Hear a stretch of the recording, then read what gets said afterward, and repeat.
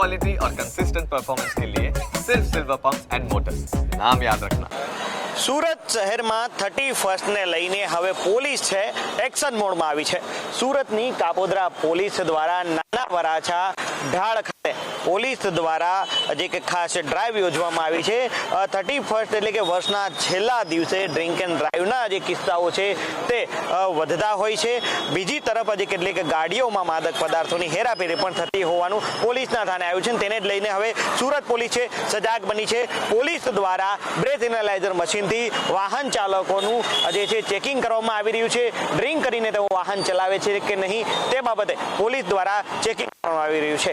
કાપોદ્રા જે પોલીસ સ્ટેશનના police inspector PSI સહિતના પોલીસ કર્મચારીઓ દ્વારા જે આ કામગીરી છે તે કરવામાં આવી રહી છે અને કોઈ વાહન ચાલક જે નશાની હાલતમાં વાહન ચલાવીને લોકોને જે ઈજા ન પહોંચાડે તે પ્રકારની આ જે કામગીરી છે તે હાથ ધરવામાં આવી રહી છે। અને સીધા દ્રશ્ય જોઈ શકો છો, અહીં પોલીસ ઇન્સ્પેક્ટર ખુદ બ્રેથ એનાલાઇઝર મશીનથી વાહન ચાલકોની જે ચેકિંગ કરી રહ્યા છે, તેમને નશો કર્યો છે કે નહીં તે બાબતે જે તેઓ જે છે તે અહીંયા ચેક કરી રહ્યા છે। આ ઉપરાંત જે વાહનોમાં જે કોઈ પણ પ્રકારના થેલા હોય કે પછી કારમાં જે ડિક્કી હોય તેની તપાસ છે અહીં કરવામાં આવી રહી છે। એટલે કે 31ને લઈને જે કોઈ અનિચ્છનીય ઘટના ન બને અને ડ્રિંક એન્ડ ડ્રાઈવ જેવા કિસ્સા સામે ન આવે તેને લઈને આ કામગીરી કરાય છે।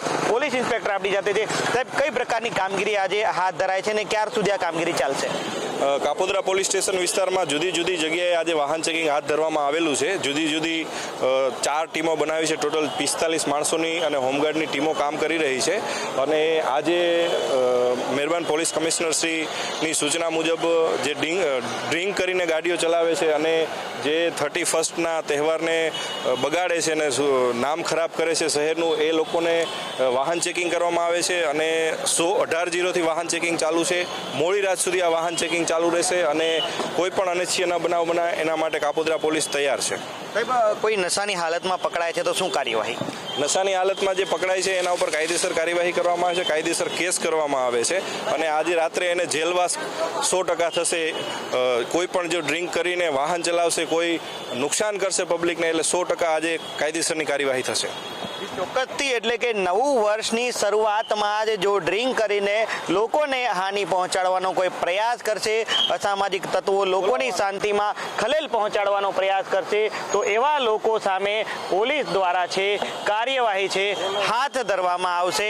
આખી રાત આવા અસામાજિક તત્વોની જેલમાં જશે। એટલે કે વર્ષની શરૂઆતમાં જ અસામાજિક તત્વો તેમજ ડ્રિંક કરીને વાહન ચલાવનારા લોકોને જેલવાસ ભોગવવો પડશે તેવી સ્પષ્ટ ચીમકી છે તે પોલીસ દ્વારા આપવામાં આવી છે। લોકો છે સુરક્ષિત રીતે અને શાંતિથી નવા વર્ષની ઉજવણી કરી શકે તે માટે સુરત શહેર પોલીસ છે તે મેદાનમાં છે। નવા વર્ષની શરૂઆતની ઉજવણી પોલીસ નહીં કરી શકે કારણ કે તેમના શિર પર લોકોની સુરક્ષા છે અને એટલા માટે જ સુરત શહેર પોલીસ છે લોકોની સુરક્ષા આખી રાત કરશે અને જો લોકોની સુરક્ષાને ખલેલ પહોંચાડવાનો પ્રયાસ કરશે તેમને પોલીસ જેલ ભેગા કરશે। કેમેરા પર્સન કેસી વગાચા સાથે મિત્રુપા પરા, ન્યૂઝ કેપિટલ, સુરત।